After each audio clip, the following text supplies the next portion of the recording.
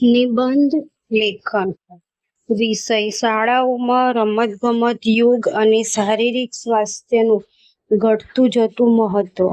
માનસિક તણાવ સામે સક્ષમ બાળપણ. જવાબ પ્રસ્તાવના. શરીર માધ્ય ખલું ધર્મ સાધનમ. આપણી સંસ્કૃતિમાં ધર્મ, જ્ઞાન અને કર્મ કરવા માટે શરીરને પ્રથમ સાધન માનવામાં આવ્યું છે. સાંપ્રત 21મી સદીમાં શિક્ષણ ક્ષેત્રે ડિજિટલ ક્રાંતિ અને સ્પર્ધાત્મકતા વધવાની સાથે વર્ગખંડનું ચિત્ર બદલાયું છે. આજે બાળકો માર્ક્સ, ગ્રેડ અને સ્ક્રીન ટાઈમની આભાસી દુનિયામાં એટલા ખોવાઈ ગયા છે કે શાળાનું રમતનું મેદાન વિસરાઈ રહ્યું છે. જો બાળકનું શારીરિક સ્વાસ્થ્ય જ નબળું હશે તો તે માનસિક રીતે સક્ષમ કેવી રીતે બની શકશે? આવા સમયે શાળાઓમાં રમતગમત, યોગ, શારીરિક સ્વાસ્થ્યનું પુનઃસ્થાપન એ સમયની તાતી માંગ છે.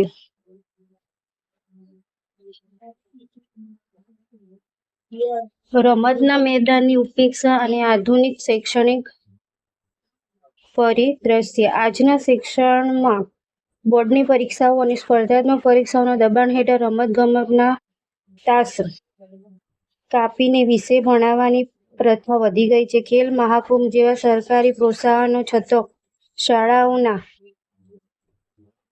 સ્તરે રમતગમતને કેવળ એક વિકલ્પ તરીકે જોવામાં આવે છે. રમતના મેદાનના અભાવે અને મોબાઈલના અતિરેકથી આજે નાની વયના બાળકોમાં ઓબેસિટી, કમરનો દુખાવો, અનિદ્રા, ચિંતા જેવા શારીરિક અને માનસિક રોગોનો વ્યાપ બન્યા છે. રમતગમત અને યોગના શૈક્ષણિક તથા માનસિક ફાયદા. સર્વાંગી વિકાસ. મેદાનમાં રમવાથી બાળકના સ્નાયુઓ મજબૂત થાય છે અને લોહીનું પરિભ્રમણ વધે છે, જેનાથી મગજની કાર્યક્ષમતા અને એકાગ્રતા વધે છે. માનસિક ગૌરવ અને ટીમવર્ક. રમત આપણને જીતવાની ખુશી સાથે હારને પચાવવાની સહનશીલતા શીખવે છે. સમૂહમાં રમવાથી બાળકમાં નેતૃત્વ અને સહકાર જેવા સામાજિક ગુણો ખીલે છે.